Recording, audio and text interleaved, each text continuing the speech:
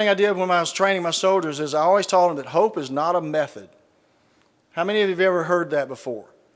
Okay, well, what I did with my soldiers, we laid out our plan and they started telling me how they're going to do things, and they said, well, we hope that the artillery hits right here at this time, and we hope we can do this. I took away 10% of their resources. I said, all right, you know, there's a cost to everything. If you're telling me that you're hoping, that means you didn't do enough planning, so go back and do a better job. And you just keep looking at this and saying, okay, we're hoping that this is going to happen. Well, we hope we have a better school system, but it's not going to happen unless you do the things that I've heard here that the leadership is trying to do. If you don't do this, if you don't make the difference, and then if you don't do a good job of telling the world about the difference that you're making, the school system is not going to change. People are going to have the same opinion 5 or 10 years from now.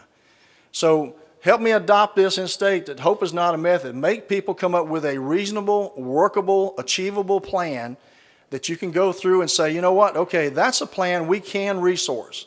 So if that's your plan, we can resource it, and if we can resource it, we can make it happen. So now if they come up and say, well, we want to be the snow ski capital of the world, tell them we probably can't resource that. And, you know, that's not part of the plan, so let's don't do that one. But hope is not a method, and that's something I'd like for you to kind of look at adopting in your schools or making sure that you do.